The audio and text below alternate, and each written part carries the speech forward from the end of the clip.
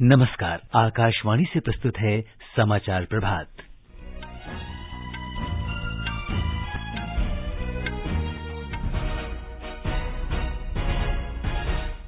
प्रधानमंत्री नरेंद्र मोदी आज सुबह तमिलनाडु के डॉक्टर एमजीआर चिकित्सा विश्वविद्यालय के दीक्षांत समारोह को संबोधित करेंगे।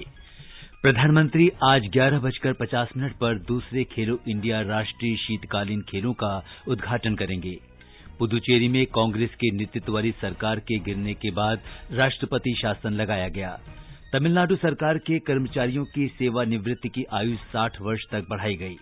तमिलनाडु सरकार ने कक्षा 9, 10 और 11 के सभी छात्रों को बिना परीक्षा के अगली कक्षा में पदोन्नत करने का फैसला किया। विश्व स्वास्थ्य संगठन ने कोविड-19 वैक्सीन को दुनिया भर में साझा करने के लिए भारत और प्रधानमंत्री नरेंद्र मोदी को धन्यवाद दिया। वैश्विक आतंकवाद वित्त पोषण पर निगरानी करने वाले संगठन FATF ने इस साल जून तक पाकिस्तान को निगरानी सूची में रखने का निर्णय लिया। ऑस्ट्रेलिया ने गूगल और फेसबुक द्वारा समाचार सामग्री के लिए भुगतान करने संबंधी कानून पारित किया और भारत ने अहमदाबाद में तीसरे क्रिकेट टेस्ट मैच में इंग्लैंड को 10 विकेट से हराकर 4 मैचों की श्रृंखला में 2-1 से बढ़त बनाई।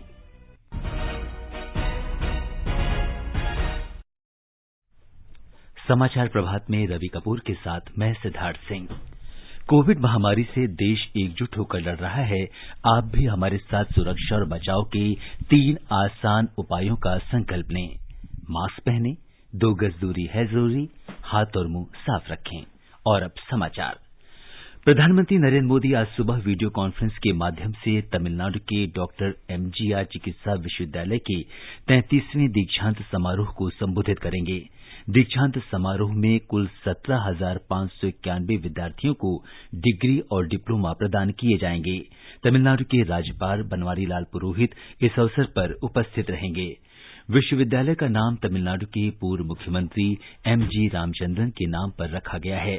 विश्वविद्यालय में कुल 686 संबद्ध संस्थान हैं, जिनमें मेडिसिन, दंत चिकित्सा, फार्मेसी, नर्सिंग, आयुष, फिजियोथेरेपी, व्यावसायिक चिकित्सा और संबद्ध स्वास्थ्य विज्ञान विषयों के संकाय शामिल हैं।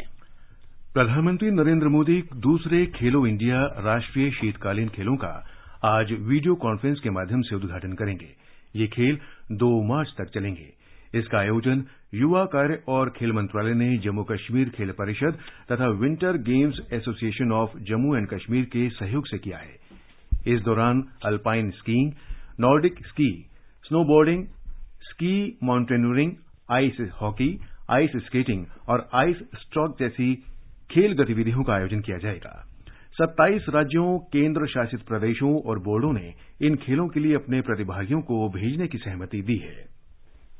केंद्र शासित प्रदेश जम्मू कश्मीर में बारामूला जिले के गुलमर्ग में खेलो इंडिया शीतकालीन गेम्स की शुरुआत हो रही है। 5 दिन तक चलने वाले खेलो इंडिया गेम्स में देश भर से एथलीट भाग लेंगे।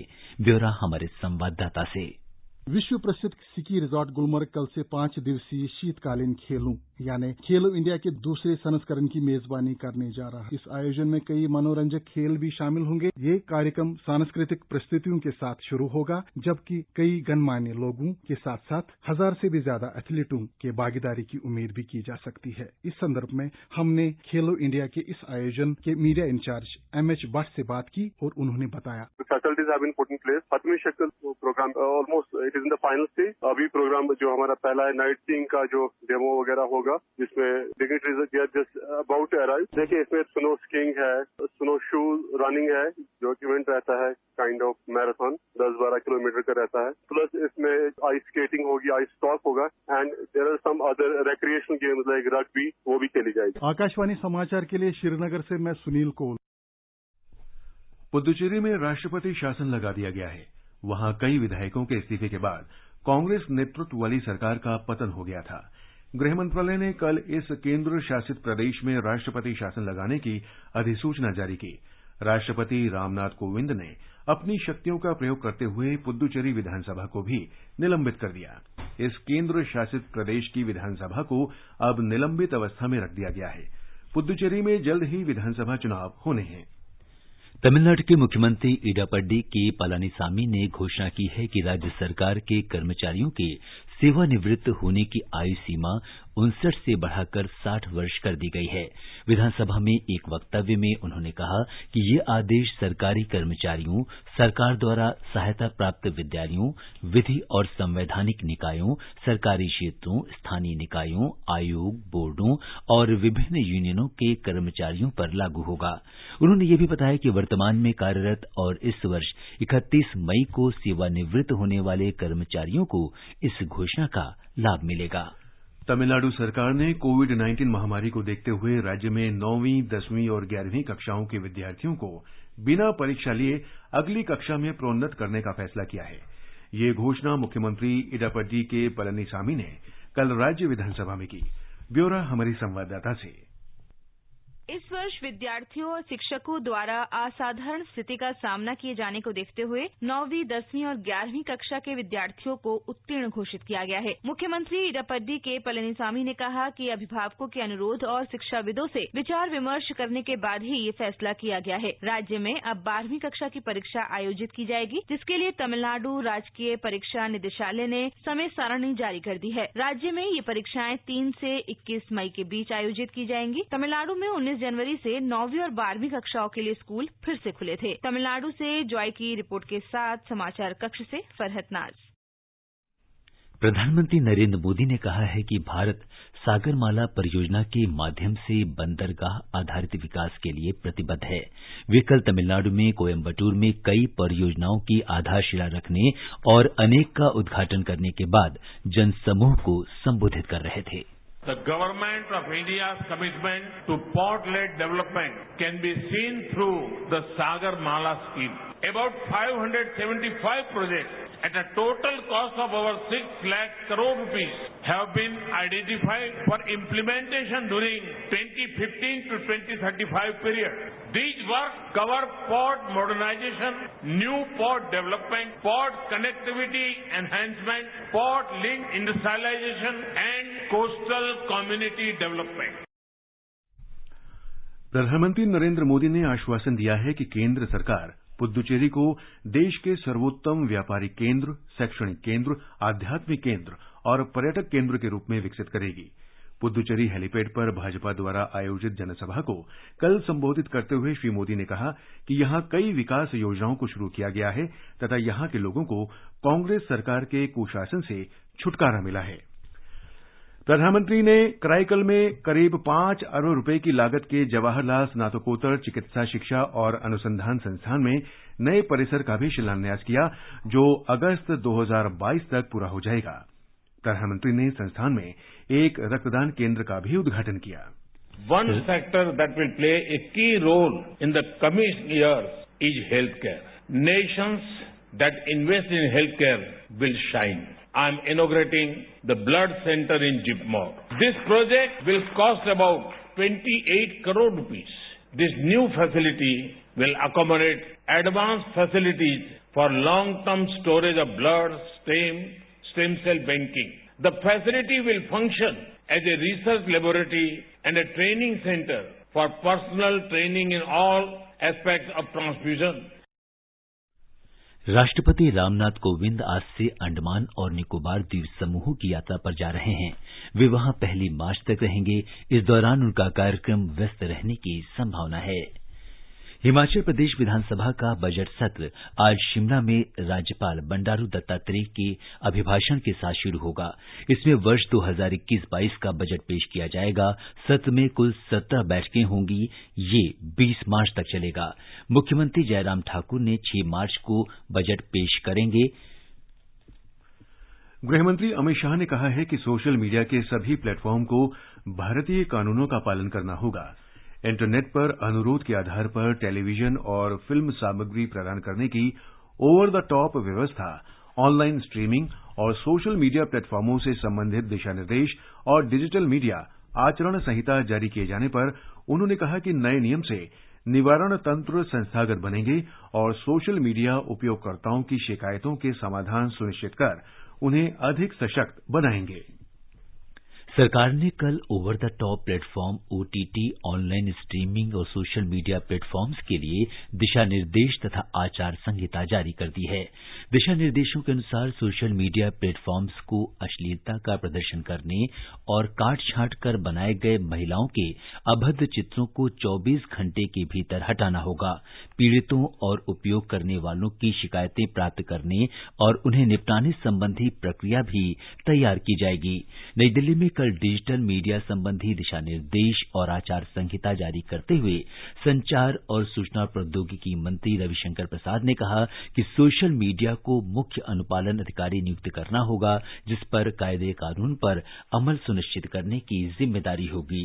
डिजिटल मीडिया पर समाचार प्रदर्शित करने वालों को पत्रकारों से संबंधित भारतीय प्रेस परिषद की आचार संहिता के मानदंडों का पालन करना होगा।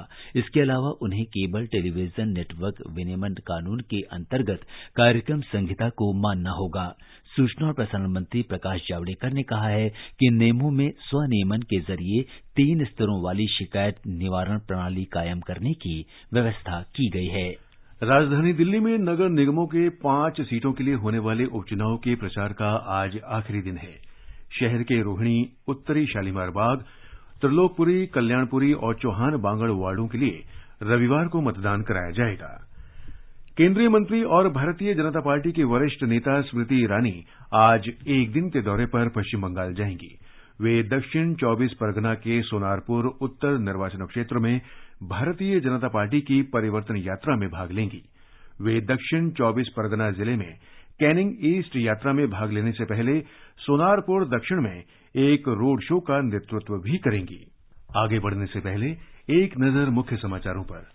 प्रधानमंत्री नरेंद्र मोदी आज सुबह तमिलनाडु के डॉक्टर एमजीआर चिकित्सा विश्वविद्यालय के दीक्षांत समारोह को संबोधित करेंगे। प्रधानमंत्री आज 11:50 पर दूसरे खेलो इंडिया राष्ट्रीय शीतकालीन खेलों का उद्घाटन करेंगे। पुदुचेरी में कांग्रेस के नेतृत्व वाली सरकार के गिरने के बाद राष्ट्रपति शासन लगाया गया। तमिलनाडु सरकार के कर्मचारियों की सेवानिवृत्ति की आयु 60 वर्ष तक बढ़ाई गई। तमिलनाडु सरकार ने कक्षा 9, 10 और 11 के सभी छात्रों को बिना परीक्षा के अगली कक्षा में पदोन्नत करने का फैसला किया। विश्व स्वास्थ्य संगठन ने कोविड-19 वैक्सीन को दुनिया भर में साझा करने के लिए भारत और प्रधानमंत्री नरेंद्र मोदी को धन्यवाद दिया। वैश्विक आतंकवाद वित्त पोषण पर निगरानी करने वाले संगठन FATF ने इस साल जून तक पाकिस्तान को निगरानी सूची में रखने का निर्णय लिया। ऑस्ट्रेलिया ने गूगल और फेसबुक द्वारा समाचार सामग्री के लिए भुगतान करने संबंधी कानून पारित किया और भारत ने अहमदाबाद में तीसरे क्रिकेट टेस्ट मैच में इंग्लैंड को 10 विकेट से हराकर 4 मैचों की श्रृंखला में 2-1 से बढ़त ली। विश्व स्वास्थ्य संगठन WHO के महानिदेशक डॉ टेड्रोस घेब्रेयेसस ने कोविड वैक्सीन को अन्य देशों को समान रूप से वितरित करने पर भारत और प्रधानमंत्री नरेंद्र मोदी का आभार व्यक्त किया है। श्री घेब्रेयेसस ने कहा कि कोवैक्स टीके के लिए भारत की प्रतिबद्धता और अन्य देशों के साथ कोविड टीके की खुराक साझा करने से विश्व के 60 से अधिक देशों को सहायता मिल रही है। स्वास्थ्य कर्मियों और कोरोना का सामना करने में अग्रिम पंक्ति के कर्मचारियों को कोविड-19 टीके की खुराक भी 1 करोड़ 30 लाख के आंकड़े को पार कर गई है। स्वास्थ्य मंत्रालय में संयुक्त सचिव डॉ मनदीप भंडारी ने कहा कि लाभार्थियों को कुल 1 करोड़ 30 लाख 67,047 खुराक दी गई हैं।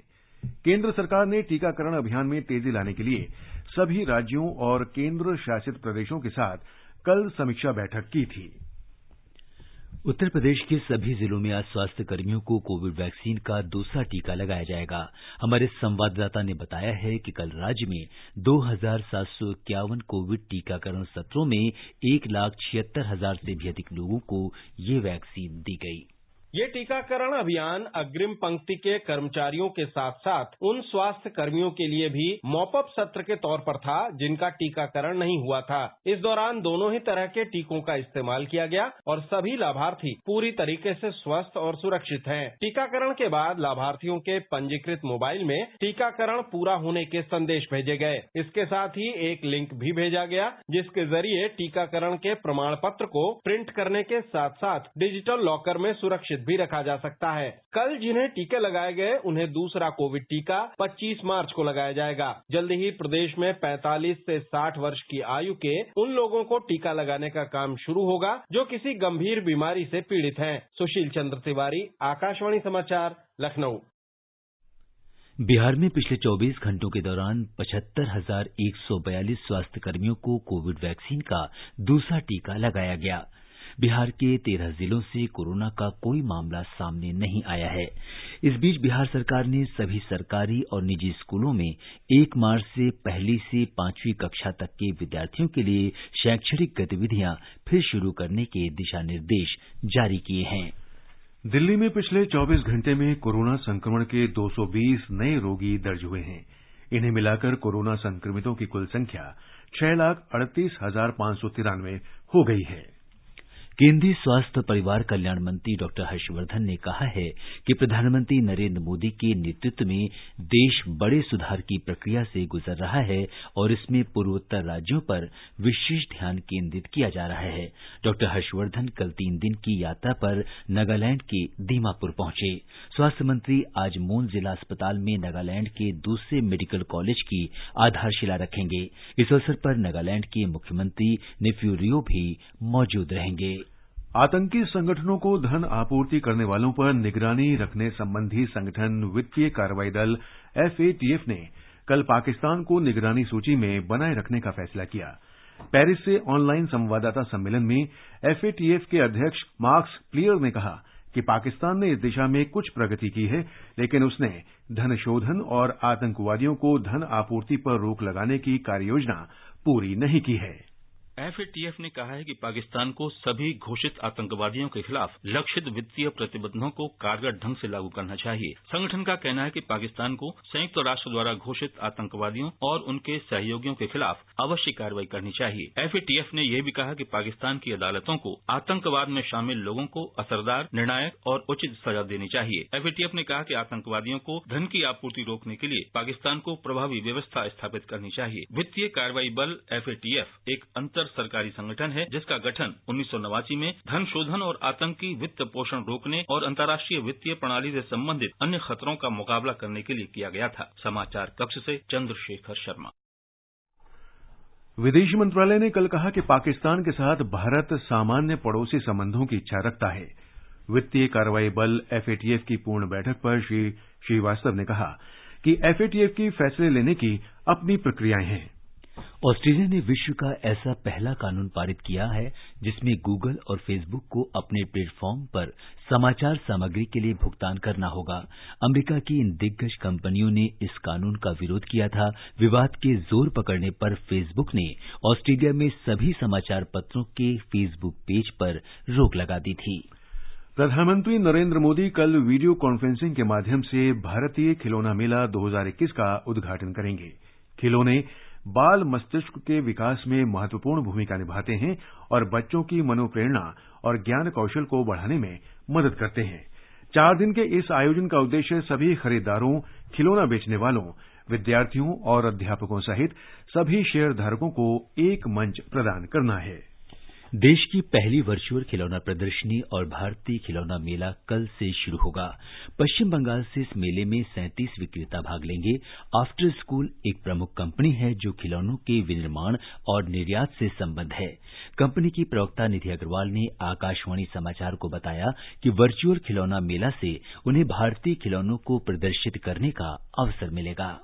I feel this exhibition is a unique opportunity for all manufacturers and traders alike. It gives us a chance to showcase what Indian toys are and what Indian manufacturers are capable of in terms of quality, design and packaging. पहली बार भारत सरकार लाई है बच्चों की fun और learning की जरूरत को पूरा करने वाले खिलौनों का अनोखा मेला द इंडिया टॉय फेयर 2021 27 फरवरी से 2 मार्च 2021। खेल है भाई, खेला है बड़ा रंग बिरंगा खेला है, फन और लर्निंग से भरा खिलौनों का मेला है। पाएं 1200 से भी अधिक एग्जिबिटर से खिलौने खरीदने का सुनहरा मौका। रजिस्टर करें www.theindiatoyfair.in पे।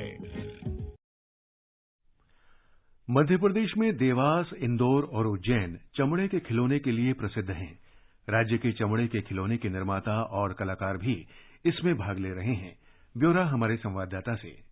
इंदौर के खिलौना निर्माता बताते हैं कि पहले हस्त निर्मित चमड़े के खिलौने शहर में निर्मित होते थे और दुनिया भर में बड़े पैमाने पर निर्यात किए जाते थे, लेकिन धीरे धीरे चीनी खिलौनों ने इसकी जगह ले ली। इंदौर के खिलौना कारीगर रईस खान ने कहा कि इंडिया टॉय फेयर उन्हें फिर से दुनिया में खिलौने निर्यात करने की संभावनाओं को तलाशने का अवसर दे रहा है। इंडिया से एक्सपोर्ट भी कर सकते हैं, इंडिया में सेलिंग कर सकते हैं और चाइना का माल जो इम्पोर्ट हो रहा है वो धीरे धीरे कम हो जाएगा। खिलौना मेले से न केवल चीनी खिलौनों को कड़ी टक्कर मिलेगी और स्थानीय कारीगरों को प्रोत्साहन मिलेगा, बल्कि प्रदेश के मालवांचल में लेदर खिलौने क्लस्टर को विकसित करने में मदद भी मिलेगी। पूजा पीवर्धन, आकाशवाणी समाचार, भोपाल। केंद्र शासित प्रदेश दादरा और नगर हवेली तथा दमन और दीव में एक अनूठा खिलौना मेला आयोजित किया गया है। इस मेले का आयोजन घर में बने पारंपरिक खिलौनों को बढ़ावा देने के लिए किया गया। ब्यौरा हमारे संवाददाता से। प्रधानमंत्री श्री नरेंद्र मोदी द्वारा वोकल फॉर लोकल का नारा दिए जाने के बाद दमन के स्थानीय खिलौना उद्योग को काफी बल मिला है। इन खिलौनों में कपड़ा और लकड़ी से बना घोड़ा, विभिन्न प्रकार की कठपुतलियां और लकड़े की गाड़ी आदि शामिल है। मेले की मुलाकात के बाद पूनम सिंह ने कहा कि यहाँ सभी खिलौने पारंपरिक और लकड़ी से बने हैं, जो सबको आकर्षित करते हैं। यहाँ घूमते हुए आई तो बस यहाँ पर मेरे कदम अपने आप ठिठक गए, कारण कि यहाँ पर जो चीजें हैं लकड़ी की बनी हुई है, हाइजीनिक कुछ ऐसा कुछ प्रॉब्लम नहीं बच्चों के लिए, और हमारा बचपन इसमें बीता हुआ है। रेखा त्रिपाठी ने कहा कि हम भारत में बनी चीजें ही खरीदते हैं और इस मेले में सभी खिलौने स्थानीय स्तर पर और हाथ से बने हुए हैं। यहाँ पे बहुत सारी चीजें हाथ से बनी हुई, मतलब देख के इतने खुश हो गए कि अपने आप को रोक नहीं सके। दमन में प्रदीप भावसार के साथ योगेश पंड्या, आकाशवाणी समाचार, अहमदाबाद। भारत ने इंग्लैंड से तीसरा क्रिकेट टेस्ट मैच 10 विकेट से जीत लिया है। इस जीत के साथ ही भारत ने श्रृंखला में 2-1 की बढ़त बना ली है। एक रिपोर्ट। अहमदाबाद के नरेंद्र मोदी क्रिकेट स्टेडियम में दिन रात के टेस्ट मैच में इंग्लैंड ने भारत को 49 रन का लक्ष्य दिया था, जिससे भारत ने बिना कोई विकेट खोए हासिल कर लिया। दुनिया के सबसे बड़े क्रिकेट स्टेडियम में रोहित शर्मा ने छक्का लगाकर टीम को जीत दिलाई। भारत की ओर से चौथी पारी में रोहित शर्मा 25 और शुभमन गिल 15 रन बनाकर नाबाद रहे। इंग्लैंड ने पहली पारी में 112 और दूसरी पारी में 81 रन बनाए थे, जबकि भारत ने पहली पारी में 145 रन का स्कोर खड़ा किया। टेस्ट क्रिकेट के इतिहास में ये दूसरा मौका है जब भारत ने किसी मैच को महज 2 दिन में जीता है। इस जीत के हीरो अक्षर पटेल और आर अश्विन रहे। जहां अक्षर पटेल ने मैच में 11 विकेट लिए तो वहीं अश्विन ने 7 विकेट लेकर जीत में अहम भूमिका निभाई। अक्षर पटेल को प्लेयर ऑफ द मैच घोषित किया गया। अगर रिकॉर्ड की बात करें तो रविचंद्रन अश्विन ने जोफ्रा आर्चर को आउट करने के साथ ही टेस्ट क्रिकेट में अपने 400 विकेट पूरे किए। ऐसा करने वाले वे चौथे भारतीय गेंदबाज हैं। वहीं इंग्लैंड ने दूसरी पारी में सिर्फ 81 रनों पर ऑल आउट होने के साथ ही भारत के खिलाफ अब तक के सबसे कम स्कोर का रिकॉर्ड बनाया है। इसके साथ ही Bharat ICC world test championship की अंक तालिका में शीर्ष पर पहुंच गया है। भारतीय टीम 490 अंकों के साथ पहले स्थान पर है, वहीं न्यूजीलैंड 420 अंकों के साथ दूसरे नंबर पर है। श्रृंखला का चौथा और अंतिम टेस्ट मैच इसी स्टेडियम में 4 मार्च से खेला जाएगा। निखिल कुमार, आकाशवाणी समाचार, दिल्ली। और अब एक नजर आज के मौसम पूर्वानुमान पर। राष्ट्रीय राजधानी दिल्ली में आज सुबह हल्का कोहरा छाया रहा। न्यूनतम तापमान 16 डिग्री सेल्सियस दर्ज किया गया, जबकि अधिकतम तापमान 32 डिग्री सेल्सियस रहने के आसार हैं। श्रीनगर में बादल छाए रहेंगे, बारिश हो सकती है। जम्मू में बादल छाए रहेंगे, न्यूनतम तापमान 14 डिग्री सेल्सियस रहा और अधिकतम तापमान 25 डिग्री सेल्सियस रहने की संभावना है। लेह में हल्की बर्फबारी हो सकती है। ये समाचार हमारी वेबसाइट newsonair.com/hindi पर भी उपलब्ध हैं। और रवि, अब बताएं कि आज के समाचार पत्रों में क्या विशेष है। धन्यवाद सिद्धार्थ। केंद्र सरकार द्वारा सोशल मीडिया का दुरुपयोग रोकने के लिए नए दिशा निर्देश जारी करने की खबर को लगभग सभी अखबारों ने सुर्खियों में दिया है। नवभारत टाइम्स लिखता है, सोशल मीडिया के लिए नई गाइडलाइंस जारी, सरकार के कहने पर 24 घंटे में हटाना होगा कंटेंट। पत्र ने सूचना एवं प्रौद्योगिकी मंत्री रविशंकर प्रसाद के बयान को बॉक्स में देते हुए लिखा है, सोशल मीडिया प्लेटफॉर्म भारत में व्यापार करे, स्वागत है, लेकिन खुराफात और दोहरा रवैया नहीं चलेगा। दैनिक जागरण ने इस खबर को अपनी सुर्खी बनाते हुए लिखा है, एंटी सोशल कंटेंट पर नकेल, इंटरनेट मीडिया, ओटीटी और डिजिटल न्यूज प्लेटफॉर्म पर नियंत्रण के लिए दिशा निर्देश जारी। जनसत्ता लिखता है, आपत्तिजनक सामग्री 24 घंटे में हटानी होगी।